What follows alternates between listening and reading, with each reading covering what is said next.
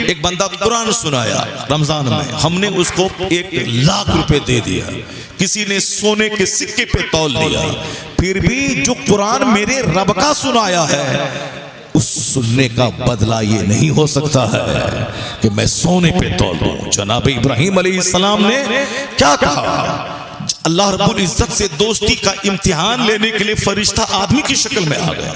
सुभान ज़िल मुल्क वल मलकूत, सुभान ज़िल इज्जत वल अज़मत वल हैबत वल कुदरत वल किब्रिया वल जबरूत, सुभानल मलिकिल हय्यिल लज़ी ला यनाम वला यमूत, सुब्हुन कुद्दूसुन रब्बुना व रब्बुल मलाइकति वर रूह। ये दुआ जो मस्जिद में पश्चिम वाली दीवार में लोग कंप्यूटराइज्ड करके चिपका देते हैं, वो चिपकाने की दुआ देख करके पढ़ेगा, उधर इमाम साहब खड़े होकर कहेंगे अल्लाहु अकबर। तो ऐसा नहीं, पहले से याद करिए, आने वाला रमजान है, दुआ रट लीजिए, एक दिन की तरह भी नहीं छूटे और इस तस्बीह को पढ़िए। वो फरिश्ता रास्ते से पढ़ता हुआ गुजरा, जनाब इब्राहिम अलैहिस्सलाम ने कहा, ए बंदे एक बार और इसको रिपीट कर दे, दोहरा दे। कहा मैं दोहरा दूंगा तो क्या देगा? कहा ये बकरियां चर रही, आधी बकरी तुझे दे दूंगा। सुभान अल्लाह, सुभान अल्लाह। ये हजारों बकरियां चर रही हैं, आधी बकरियां मैं तुझे दे दूंगा। उन्होंने फिर इस बात को दोहराया, सुभान ज़िल मुल्क वल मलकूत, यानी अल्लाह की तस्बीह, अल्लाह की तारीफ बड़े खूबसूरत अंदाज में इसमें की गई है। सुनने के बाद जनाब इब्राहिम ने कहा एक बार और दोहरा दे। कहा अब क्या देगा? कहा बाकी जो आधी बकरियां हैं वो सब दे दूंगा।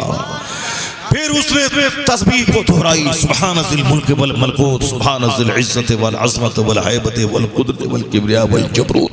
उन्होंने दोहराई। जनाब इब्राहिम ने कहा फिर एक बार दोहरा दो, मेरे रब्बे करीम की तारीफ तुमने की है, एक बार और दोहरा दो। चूंकि दोस्त को दोस्त के जिक्र से प्यार होता है, जिक्र से, मन अहब्बा शैअन अक्सरा जिक्र, हदीस में आया है जो जिससे ज्यादा मोहब्बत करता है उसका जिक्र ज्यादा करता है, और जो जिससे मोहब्बत करेगा उसका हश्र उसी के साथ होगा।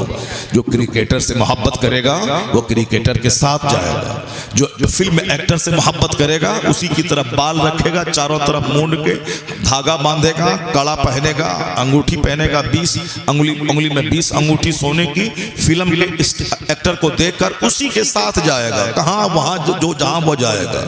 जो हमारी बेटियां जीन्स और टी शर्ट पहनेंगी BA MA करने के नाम पे उस फिल्म की हीरोइन को देखकर जहां वो जाएगी जलने के लिए, वहां ये भी जाएगी जलने के लिए।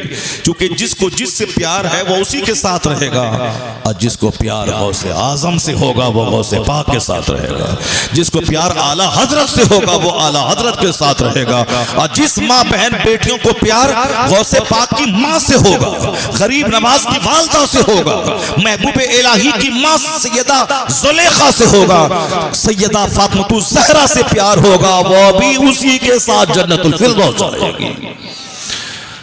अल-मर्उ मअ मन अहब, a man will be with those whom he loves, आदमी उसी के साथ होगा जिससे उसको मोहब्बत होती है। इसलिए मोहब्बत सोच समझ के करना है। शराबी से मोहब्बत किया तो शराबी के साथ जहन्नम जाने को तैयार रहिए। अगर चोर से मोहब्बत किया तो चोर के साथ जहन्नम जाने को तैयार रहिए। अगर बेनमाजी से मोहब्बत किया तो बेनमाजी के साथ जहन्नम जाने को तैयार रहिए। एक वक्त की नमाज छोड़ना हराम और गुनाह कबीरा है, बड़ा गुनाह। और जो रोजाना 5 बार बड़ा एक गुनाह कबीरा करता हो उसकी जबान से जहर निकलता है, उसकी शक्ल सूरत देखने में जहरीली तासीर होती है। वो चाहे 1000 कुछ बोले मगर बेनमाजी ढांचे का आदमी है आला हजरत की जबान में। अगरचे कलमा पढ़ने की बुनियाद पर काफिर नहीं कहा जाएगा, जब तक वह नमाज को फर्ज समझता है काफिर नहीं होगा। लेकिन जिस दिन बोला कि नमाज पढ़ना जरूरी नहीं है काफिर हो जाएगा, उसकी बीवी उसके निकाह से निकल जाएगी। लेकिन जब तक कहता है नमाज फर्ज है, मैं नहीं पढ़ता हूँ, गुनहगार हूँ, तब तक काफिर उसको नहीं बोला जाएगा। लेकिन वो मोमिन है, ढांचे का मोमिन है। जैसे एक बंदा की सांस चल रही है, वो मुर्दा नहीं कहलाएगा, लेकिन आंख नहीं है, मुंह नहीं है, कान नहीं है, हाथ नहीं है, पांव दोनों सड़ गया है, सिर्फ रूह है, सांस चल रही है, वो जिंदा है, मुर्दा नहीं है।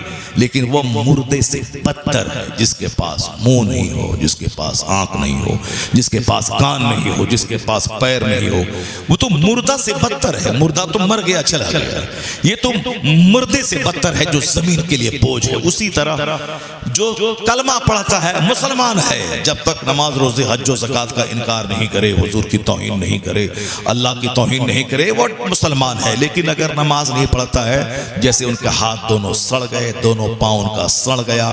जो रोजा नहीं रखता है, जैसे उसकी जबान गल गई, उसके कान सड़ गए, उसकी आंख निकल गई, बस सांस चल रही है कि कानूनन कलम नहीं चलाया जाएगा कि ये मुर्दा है, क्योंकि सांस चल। उसी तरह बेनमाजी आदमी ढांचे का आदमी है, कलम नहीं चलाया जाएगा कि काफिर है। मगर हुजूर का फरमान कहता है, मन तरक सलात मुतअम्मदन फकत कफर, जिसने जानबूझ के नमाज तर्क किया गोया उसने कुफ्र किया, कुफ्र के करीब पहुंच गया।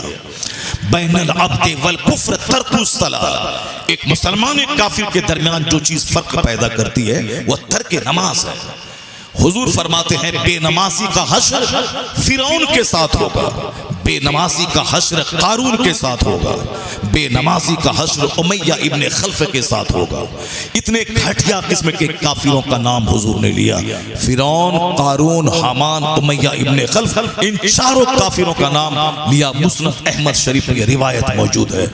इसका मतलब यह निकला कि साहब हम आशिक़े रसूल हैं, पाँव सड़ गया है, हाथ सड़ गए हैं, आंख नहीं है, जबान नहीं है, न नमाज है, न सच्चाई है, झूठा नंबर 1, बेनमाजी नंबर 1, ज़िनाकार नंबर 1, हरामखोर नंबर 1, आशिक़े रसूल है, आशिक़े रसूल है। कानूनन काफिर नहीं कहा जाएगा, लेकिन इस हदीस पाक का तेवर क्या कहता है कि बेनमाजी का हश्र फिरौन के साथ होगा, बेनमाजी का हश्र कारून के साथ होगा, बेनमाजी का हश्र हामान के साथ होगा।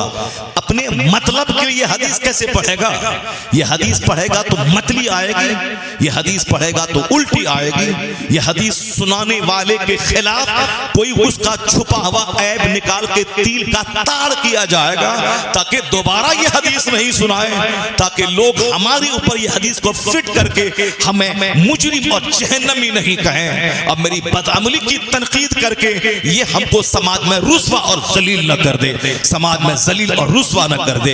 इसलिए वो छुपा हुआ कोई ऐब, आंख का तिनका नजर आएगा, दूसरों की आंख का तिनका अपनी आंख की शहतीर को नहीं देखेगा, वह दूसरों की आंख का तिनका नजर आएगा। क्यों? क्योंकि वो हक बात बोल के इनकी मतली, इसकी उल्टी का सामान वो कर रहा है, इनको समाज में नंगा कर रहा है, इनके तमाम पाकीज़गी का सारा भरम खोल रहा है। इसलिए ये बंदा दूसरों के घर पे देख रहा था, तो दूसरों के दरवाजे पे खड़ा था, तो रेलवे स्टेशन पे किसी लड़की को देख रहा था, लड़की को देख रहा था। ये उतना बड़ा हराम नहीं जितना बड़ा हराम नमाज छोड़ना है, दाढ़ी मूंढना उतना बड़ा हराम नहीं जितना बड़ा हराम नमाज छोड़ना है। तो चूंकि यहाँ सर से लेके पांव तक गुनाहों की कीचड़ में लथपथ है, अब उनको तो शर्म आती है, लेकिन जो चेहरा दिखलाता है वो आईने को ही तोड़ना चाहता है कि न आईना रहे न मेरा हकीकी चेहरा उसमें नजर आएगा। इसीलिए आलिमों के खिलाफ, इसीलिए मौलाना के खिलाफ, इसीलिए हक बोलने वालों के खिलाफ, हक बोलने वाले इमाम को जुमा के दिन असर से पहले निकाल देंगे। क्यों? इसलिए कि बेनमाजी ट्रस्टी की मजम्मत उसने की और वह बेनमाजी पूरे समाज में रुस्वा और जलील हो गया। इसलिए मतली आती है कि निकालो इसको, हक क्यों बोला। कब तक आईना को तोड़ते रहोगे?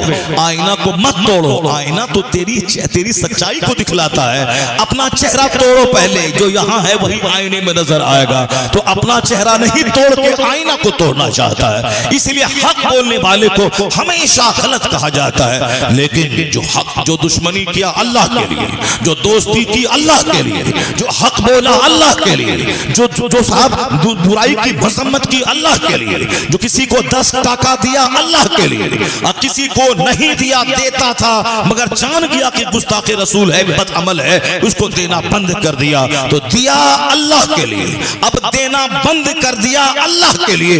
हुजूर कहते हैं फ़क़द इस्तकमलल ईमान, उसका ईमान मुकम्मल हो गया। नहीं सुना, नहीं समझा? फ़क़द इस्तकमलल ईमान, उसका ईमान मुकम्मल हो गया। किसका ईमान? जो दुश्मनी जमीन जगह के लिए नहीं, अल्लाह के लिए करे। शराबी से दुश्मनी है, ज़राकार से दुश्मनी, वहाबी देवबंदी से दुश्मनी है, सिर्फ अल्लाह के लिए। और किसी को टाका दे रहे हैं अल्लाह के लिए।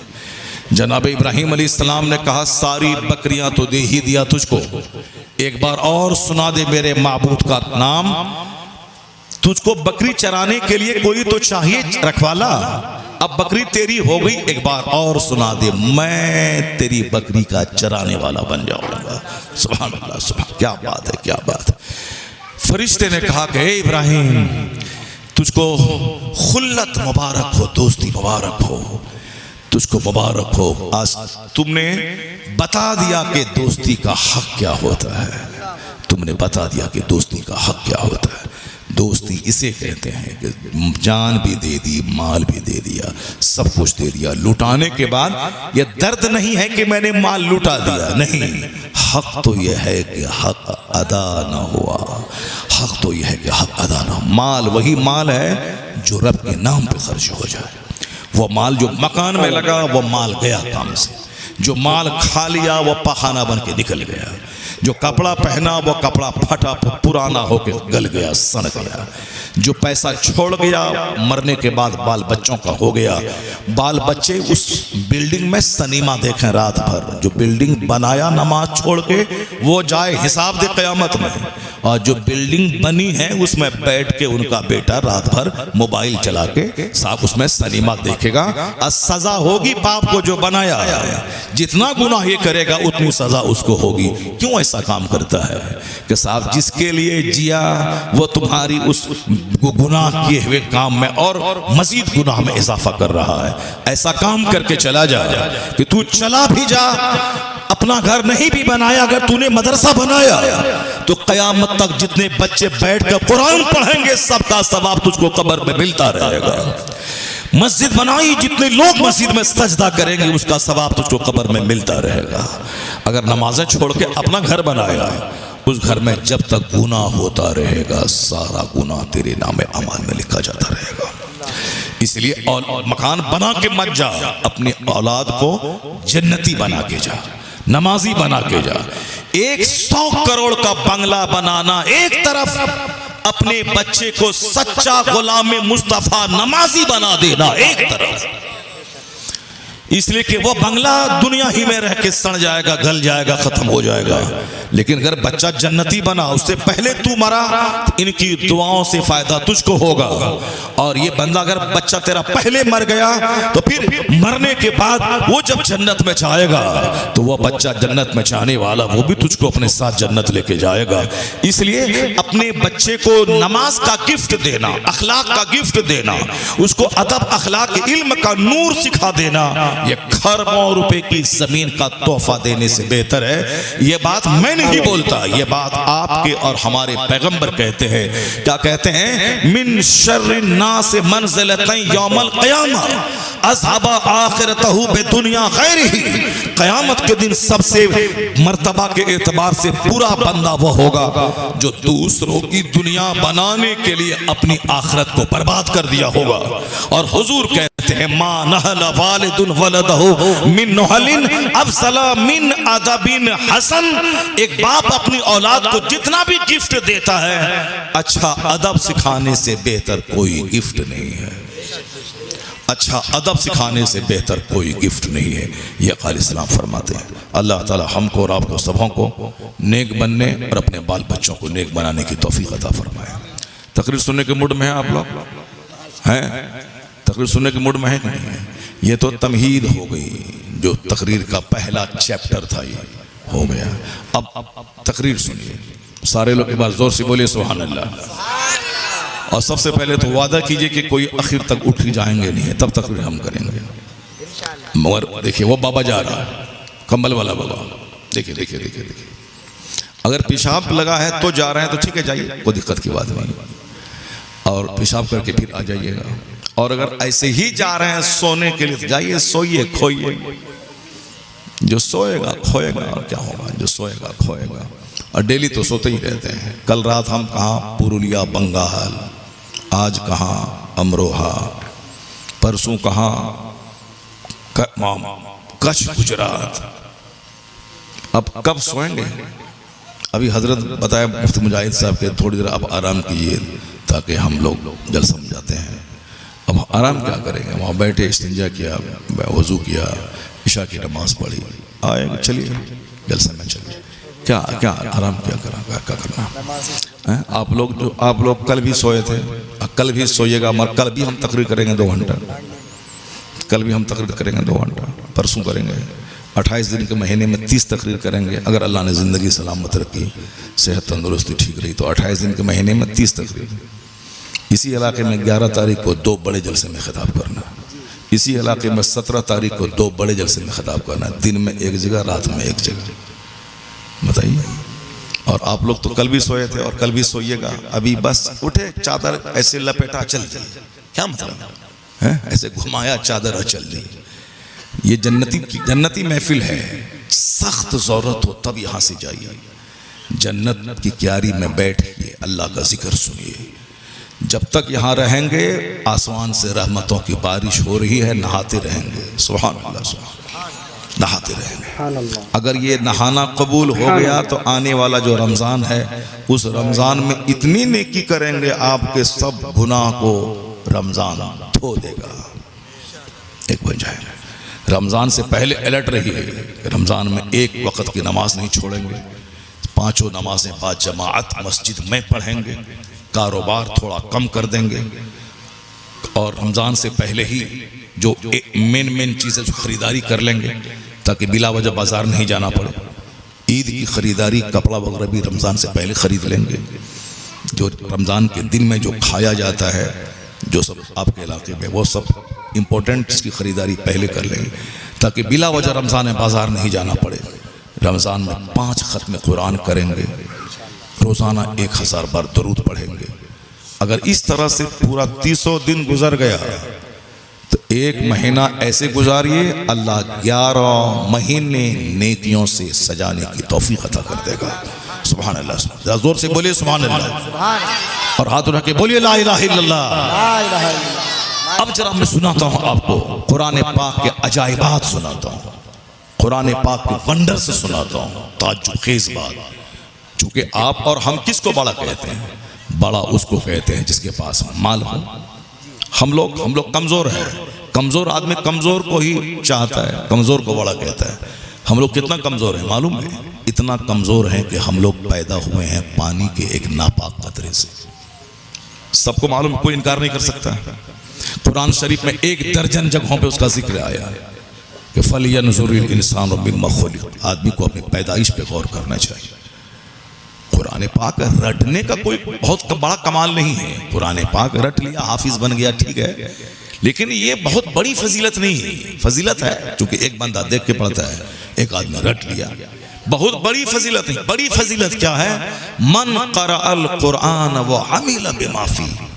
जिसने कुरान पढ़ा और जो कुछ कुरान में है उस पर अमल किया, ये है।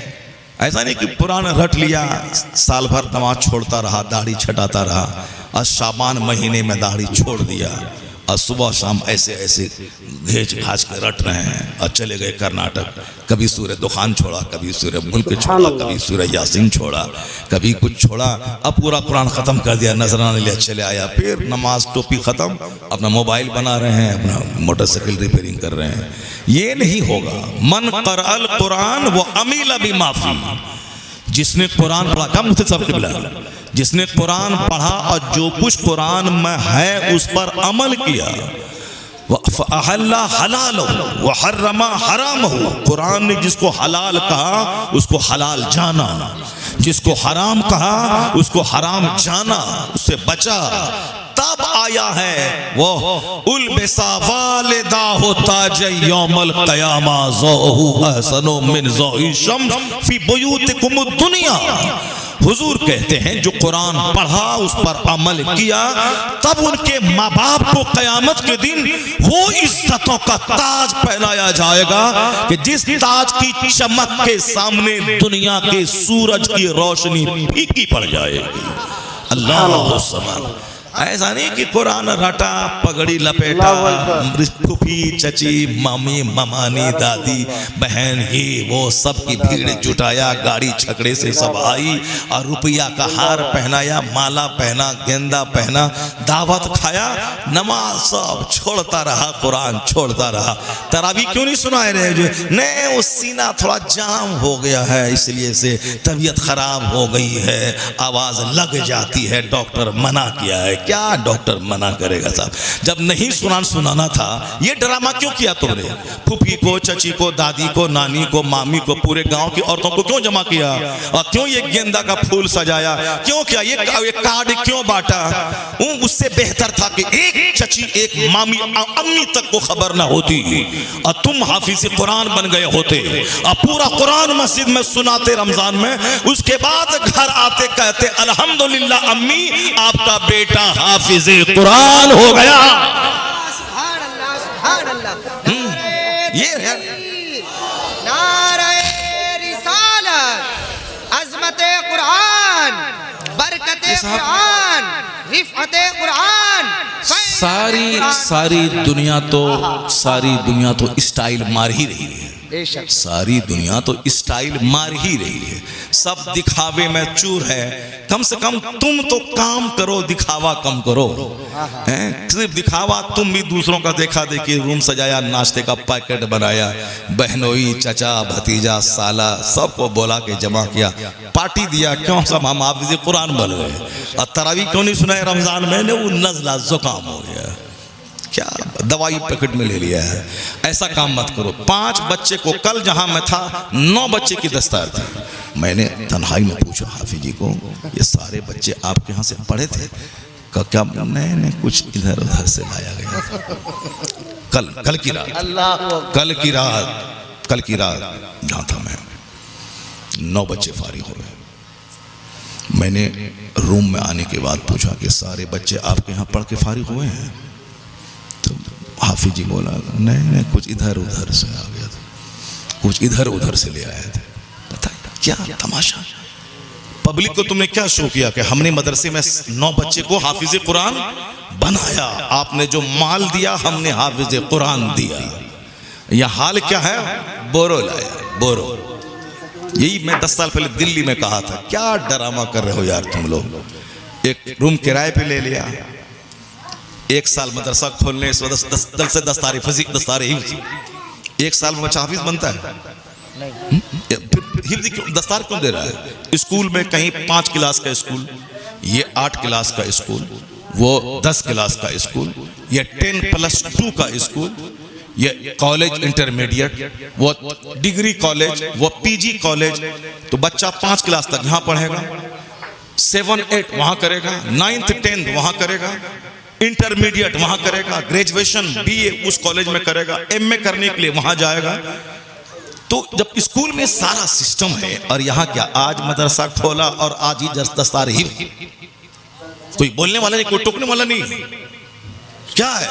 अपने बच्चे से, अपने मदरसे से प्रोडक्ट पैदा करो। ये 9 बच्चे लाया, अब तरावी सुनाने के लिए एक बच्चा आया, एक बच्चा तरावी नहीं सुनाया है। तुम पूरे इलाके में नाक कट जाएगी तुम्हारी कि 2 पैसा चंदा करने के लिए लोगों को धोखा देते हो। अल्लाह को क्या जवाब दोगे? मैं कहता हूं ये 9 बच्चे की ढोंग मत रचाओ। तुम एक बच्चा पैदा करो सिर्फ, और वो बच्चा जाके मस्जिद में तरावी सुनाए।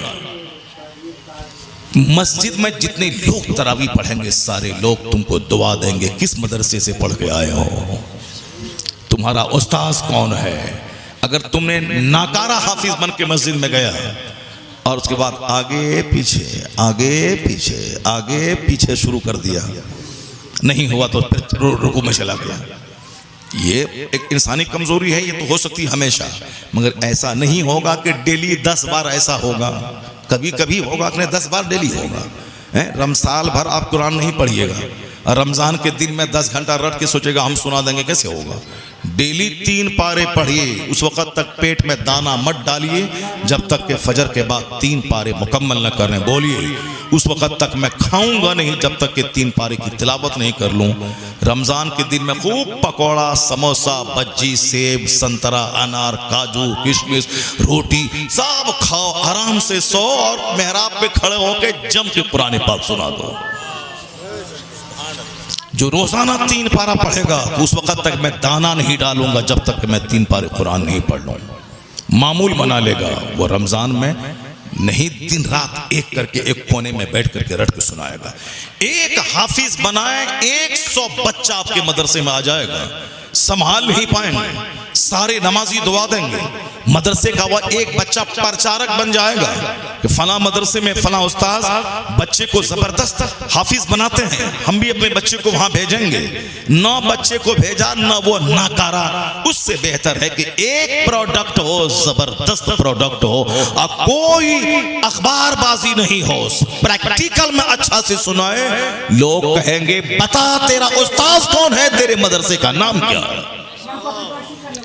ये होना चाहिए। क्वालिटी पे जोर दें, क्वांटिटी पे जोर देने की कोई जरूरत नहीं। अब जरा गौर से सुनिए मेरी बात, जो बात मैं कहने जा रहा हूं। हम लोग कमजोरी का पुतला है। हम माँ के पेट से पैदा हुए हैं, माँ के पेट से पैदा हुए हैं। नापाक कतरा जो जाता है उसी में नाक नक्शा बनता है, उसी में रूह डाली जाती है, फिर उसी पेट से बाहर निकलता है बंदा। बुनियाद कितनी कमजोर है, शर्मगाहों से गुजर। बुनियाद कितनी कमजोर है, नापाक कतरा। बुनियाद कितनी कमजोर है कि माँ का माहवारी खून रोक कर बंदे की ग़िज़ा का इंतजाम किया गया। कितनी कमजोर हमारी बुनियाद है। ये बंदा जो बड़ा होने के बाद मकान, दुकान, गाड़ी, छकड़ा, शोहरत, इज्जत पे घमंड करेगा तो इससे बड़ा अहमक और गधा कोई होगा। बुजुर्गों ने कहा इसी गुरूर को तोड़ने के लिए अल्लाह ने कुरान में 1 दर्जन जगहों पे कहा है, मैं तुझको जंप करते हुए पानी से पैदा किया, बदबूदार गारे से पैदा किया, मिनतीन लासिब चिपचिपाती हुई मिट्टी से पैदा किया। वलक़द खलक़नल इंसान मिन सुलालतिन मिन तीन, हमने बजती हुई मिट्टी से पैदा किया। यानी हमारी पैदाइश का चर्चा कुरान में कहीं बदबूदार गारा, कहीं चिपचिपाती मिट्टी, कहीं बजता हुआ ढांचा, कहीं जंप करता हुआ मनी का कतरा, ये सारा जिक्र कुरान में आया। और पैदा होने के बाद जब तक मैं जिंदा रहूं, चाहे प्रधानमंत्री बनूं, चाहे चपरासी, पेट में हमेशा रहेगा मेरा 2 केजी पाखाना। चाहे 1000 में अमेरिका के प्रेसिडेंट की महफिल में रहो, जब पाखाना लगेगा तो टॉयलेट में अपना पाखाना अपने हाथ से धोना होगा, भंगी वाला काम करना होगा। ये काम मरते दम तक करना होगा। दाना नहीं खाएं तो मर जाए, और खाने के बाद वह पाखाना बन के नहीं निकले तो भी मर जाए। ये हमारी कमजोरी है कि जब तक खाऊं नहीं मर जाओ, और जब तक वो खाना निकले नहीं पाखाना बन के तब तक मर जाओ।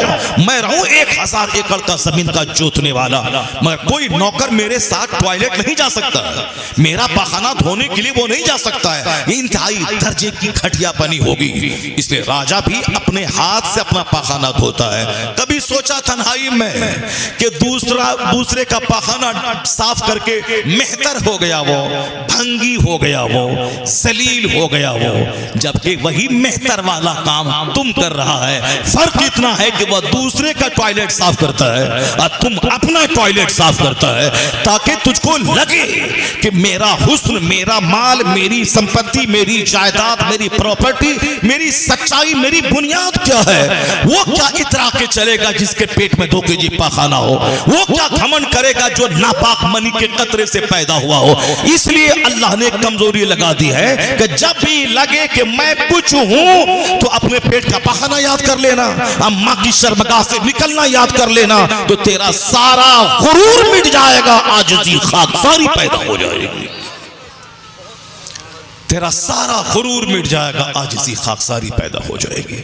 ये अल्लाह ने बंदों को कमजोर बनाया। मौत की तलवार गर्दन पे लटक रही है, नींद की तलवार गर्दन पे लटक रही है, बीमारी की तलवार गर्दन पे लटक रही है, बेइज्जती की तलवार गर्दन पे लटक रही है। आज अरबों में खेल रहे हैं, 1 साल के बाद कारोबार टाइम फिश हो गया।